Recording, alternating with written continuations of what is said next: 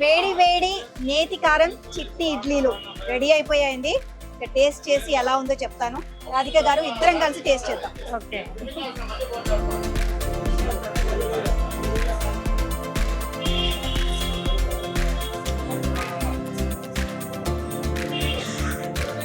ఒక గొడుగులో మొత్తం వెళ్ళిపోతుందండి. ఇంత చిన్నగా ఉన్నాయి కదా.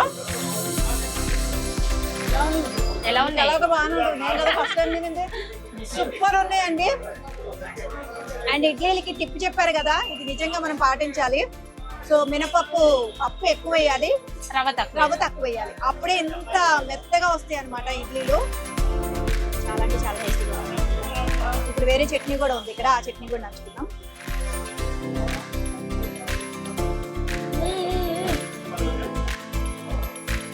ఈ చట్నీ ఏంటండి ఇంత టేస్టీగా ఉంది? అది పుదీనా కొత్తిమీర పచ్చడి.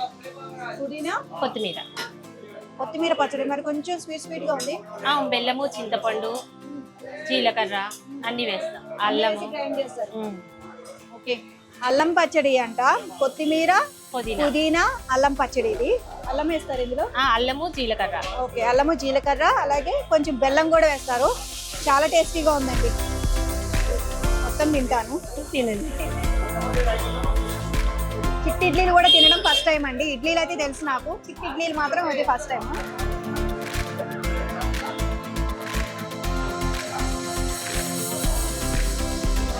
తినేసేసి ప్రశాంతంగా హాయిగా పడుకోవచ్చండి నైట్.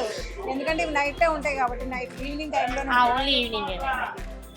రోజుకి బాగా సేల్ అవుతాయండి సాయంత్రం. మాది హోటల్ ఫేమస్ చిట్టి ఇడ్లీ.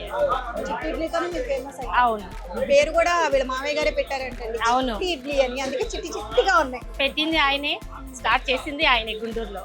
ఇంకా చాలా మంది కూడా పెట్టారా? తర్వాత చాలా మంది పెట్టారండి. స్టార్ట్ చేసింది గుంటూరులో ఫస్ట్ అయితే మావయ్య గారు. ఓకే, మీది ఇక్కడేనా బ్రాంచ్? ఇంకేమైనా ఉన్నాయి? ఇది ఒకటేనండి. ఇది ఒకటే ఇక్కడే నడుస్తుంది.